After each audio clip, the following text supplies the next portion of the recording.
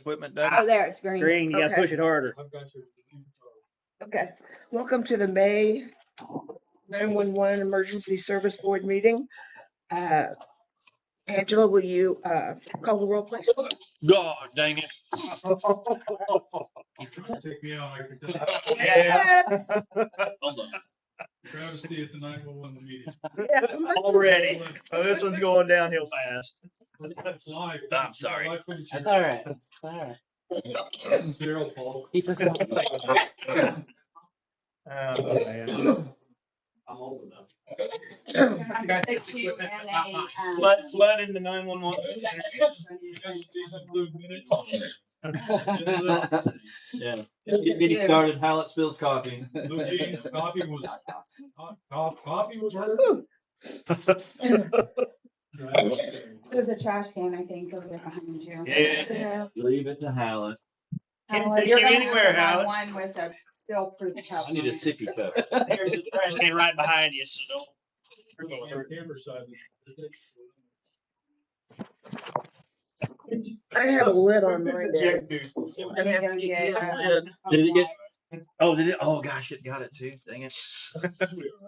all my Over checks. there. Yeah, they'll see him, those lights there.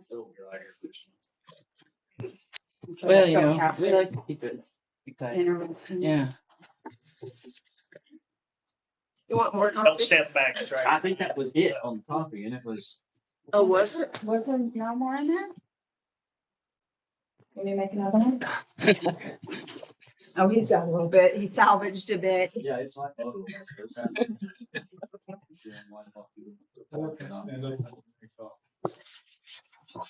Okay. You got the bottom of his little thing. I think I tried, but you may go. The first time how it's on TV. I know. Video. Yeah, stage fright.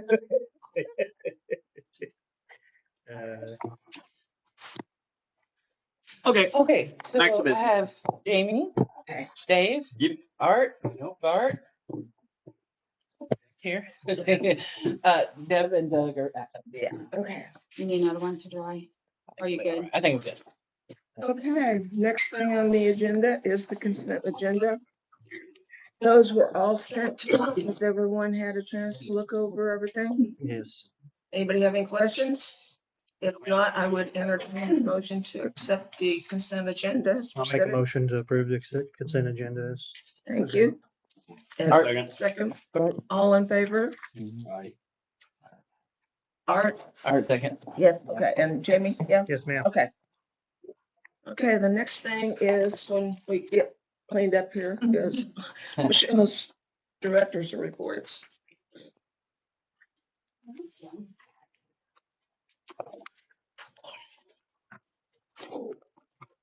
Who is the second one? Bart. Bart? Art. Bart or Art? Art. Okay. Oh, Art. Art.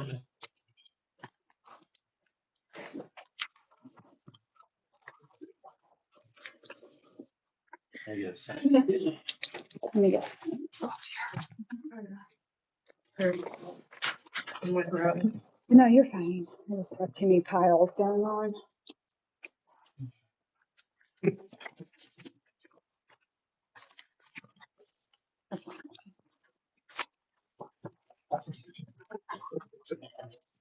Thank you, sir. Okay, these are our updates on the radio.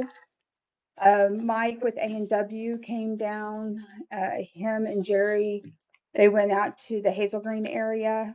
They looked at the current tower that was at Hazel Green and other areas to be able to put a tower out there.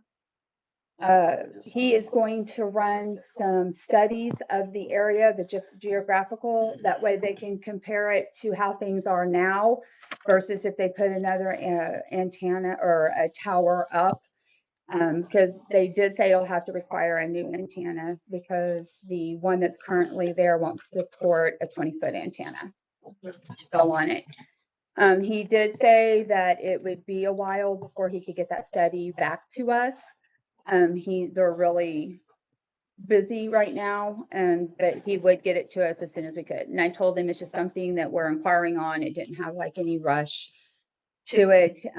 But he also is going to include looking at a different type of simulcasting system as well, and propose something on that just for any kind of future need. This is at our current Hazel Green Tower site? We don't have a tower out.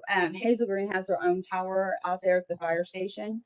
But we were talking about, Doug had mentioned about putting something on the west side of Pulaski County to cover that area. And so he's going to do a study, the radio vendor is, to see if they did put a tower up in that area, what kind of changes it would make versus what we have now. Do we have to rent the ground and all that kind of stuff though, or buy? Well, the place they were looking at was actually a Hazel Green station, is what the fire chief there had volunteered to let us use.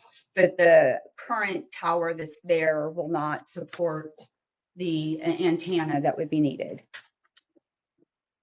Right, so it needs bigger antenna. So it would need a new tower. But can we use the same site though, is what I'm wondering. That's something that he'll have to, it depends on how tall it's going to be, and if it has to get ground wires and all that nice stuff, depending on how tall it is. Right, okay. So, no worries. He's going to go ahead and do all that study just to tell, will it be cost effective of what it would cover. On the GIS grant, we have been working really hard with Geocom. They were to the point where the term is called fallouts on this grant that we got. They go through and take all of our current points, and anything that is addressed on the wrong side of the road or not in numerical order, or is a point that doesn't have an address assigned to it, they call those fallouts because they're not correct. And this is all part of the grant that they go in, and they also look at all of the borders of the areas on based on the responders and the layovers and the response plans. And then they will come back, and we have to go out and physically look at these addresses that fall out. So we have to find out, is there a house resident there? If there is, try to get a hold of the homeowner to find out what address that they're using. If it is something, because back when Geocom originally did all the addressing, when they went out and crimed all these roads, if there was a resident there, they would put a point. But if there wasn't an address posted, they didn't know what the address was. So they would leave a little postcard and ask them to contact them back to put it in. So it could possibly be some of those that are still in there. Because sometimes, people, if they have mobile homes or they have like maybe an older farmhouse and they build a new house, they keep the old one there for storage or whatnot. And somebody may not be living in it. So therefore, we don't have an address on that. So if those are those old ones that date back to the 2002 area of when that was done, then we'll just remove those points because that obviously there's nobody living in there. So we're taking time to have to go out, and we're doing them in sections. It's easier if Jerry and I can go, or Ryan and Jerry both can go together, because then you have one person driving, and instead of going and stopping, putting your hazards on, looking at your computer, you can have the person in the passenger seat observing what the other person is driving, and you can knock it out a lot faster. So they're pretty much, until we can get that information back to Geocom, they're kind of just working on all the little minor stuff. Once all this is done, they're suspecting Q1 next year. It will have to be sent back to Geocom, the final, and then part of the grant is keeping the information updated once a quarter to the state. So we got to download those files to the state board, which will then keep a state map up to date. So that's kind of where we're at on the GIS. On the EZNet grant, we had a call yesterday with all of us counties that are involved in that. And the circuits have all still been ordered. They're waiting on that. July, they're looking for us to start late July, early August to get our equipment installed. Phelps will go first. And then they're hoping us to turn up August with phase 1. And then October-ish, hopefully phase 2. But of course, that'll be dependent on the carriers on when they get us cut over. So really nothing different than last month. Everything's still tracking. They've got our flow sheet of how the trunks will roll. So basically when it comes in, through the EZNet. It'll come through our 911 call taking equipment with our Annie and Allie. And then if something happens, our 911 equipment is down, then it goes to our Mebo, which is the backup phones, which will still get the Annie Alley, but it'll come over that separate phone and come over a smaller screen. And then we also have it set up that if the whole system's down or it rings over 3 times, we roll over to Phelps, and the same thing, Phelps rolls over to us. They also have the speed dial sheet. We do not currently transfer. A lot of counties do. We don't, because personally, I think it's a liability to transfer a call that it could be lost in translation. So we keep the caller on the phone. We provide all the information, and then we contact that agency if it is not in our county to provide that with all the information. And if they want to call them back, they can. But we went ahead and programmed for transfers in case in the event in the future that we ever decide or there's any other kind of technology that's available that we might need that feature. Our river mile marker project, we're looking to start next week on our installs. And of course, that's going to be weather dependent. We've had lots of rain, and of course, to keep in concern or the idea of safety, of how high the water may be. We don't want to put anybody in harm's way. So we're planning on getting those started in the Hazel Green area. And we at least got 2 days a week scheduled for that. Of course, always dependent on staffing and call volume of what's taking place in the center, as well as the river condition. And I did. These things going up anyway. Well, it depends in that area on how high. The ones that are going to be super high or in an area that we can't get to, we're going to utilize Doolittle. It's got some equipment, some specialty equipment that requires training to use, and then we will not install that mile marker and utilize them all at one time when they come down to do those. Yeah, and we won't be able to do that, but I would like to do those all at one time instead of asking them several different times to come down. And in the meantime, then, we'll help them with what they need. We have given them all of our information, so they haven't had to recreate it. They've been using that. We've also talked to Mary's County that came and talked to me, Pulaski County, and Texas County has talked. So it's kind of spreading. We did have a meeting with the outfitters in our area. They're going to help with education to the people when they do their safety briefings, as well as they're a huge organization and they have big meetings, and they've even gotten the water patrol involved. So we're going to provide them with all the mile markers and all the information so everybody is aware. We're also going to send a training video to all of our agencies so they're aware of what they look like, where they're at. Instead of trying to provide training to them on, and try to get with them on a time that works, we give it to them in a video, then they can watch it when it best works for them. I also have kind of did a brochure myself and designed it, and it's going to be something that we're going to print up. We're going to give some to the Tourism Bureau for people that come into the area and they're visiting. It's very generic. It just says what they are, an overview, why we did them, what they look like, the size. And we're also going to give some to the outfitters to keep in their area. We using True River Mile or just? We're actually using what already was established in the Angler's Book, because we didn't want to duplicate. Right. We didn't want to duplicate the system. We didn't also want to cause any confusion to anybody that might be using what's in the Angler's Book. So we used what was in there. We went ahead and got that through the conservation, and we got the most up-to-date one. And because, it's amazing how much the river changes. Now, obviously, once they go in, we're not going to change them after, they do change in the Angler Book from time to time because of the flow of the water, but it would be a constant move of them, and it took us a long time to go through contacting all the property owners and doing all that kind of stuff.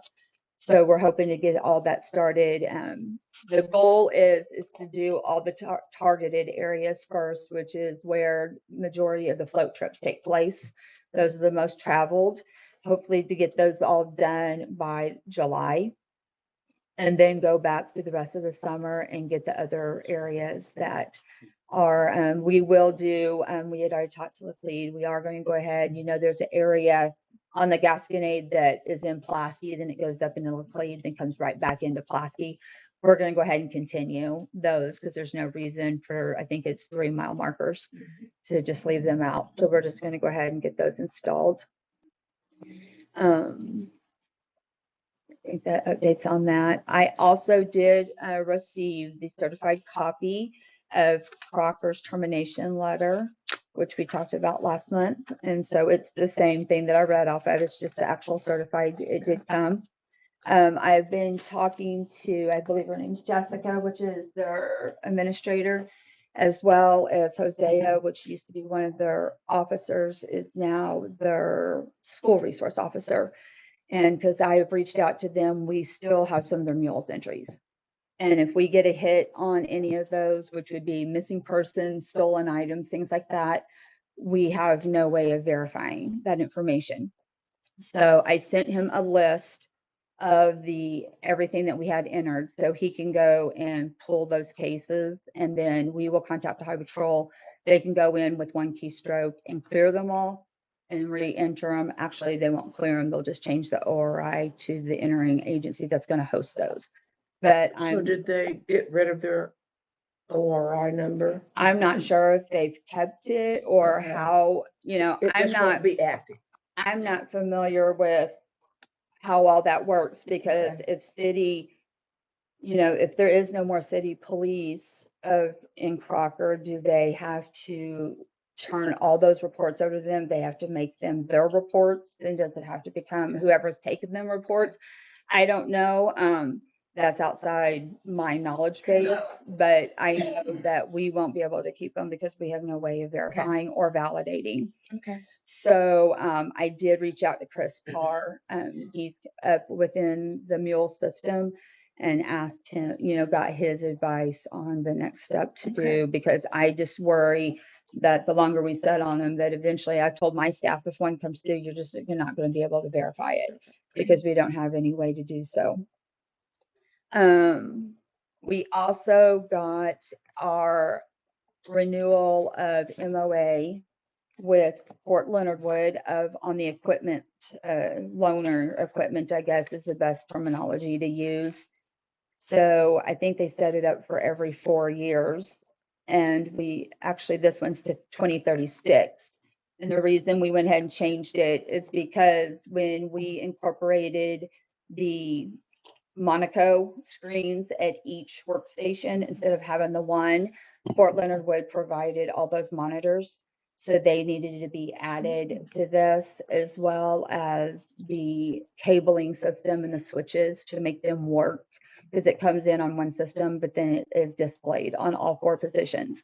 So that was added to it. And then, of course, the one handheld radio that we host in case of the radios goes down for Fort Leonard Wood, because that's a completely different system. We have radio capability of contact with Fort Wood. So then they basically have in here all that stuff listed by serial number and the amount that it costs to replace it. And then if something happens that we damage it, then of course it's up to us to replace it. If something happens, it's just normal wear and tear, then they maintenance it, they replace it. So, but that's just if something happens that it's our fault that we damage it. So, everything else, it all words the same. I went through and compared it to the current one that we have, and it all reads exactly the same. But I guess it printed on the back. We do need to sign this and approve it for renewal. Okay. So It's called the Handheld Radio Loan and IT Equipment Agreement. Can I see it real quick? You sure can. does it have annual renewals in there, or is it just? No, they just put a termination or renewal in there of 2036. Okay. And I would say it does not word that if anything changes, that it changes, but that's what brought this one about. So I would say if Okay. any time that anything changes in it, then it has to be updated. Okay.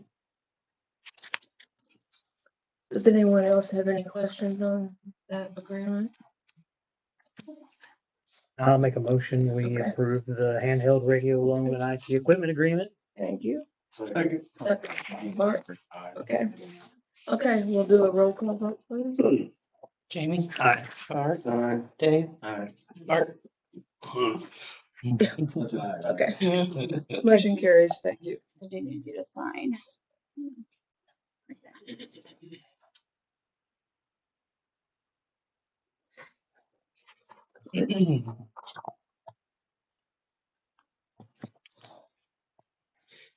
All right. 8. Okay.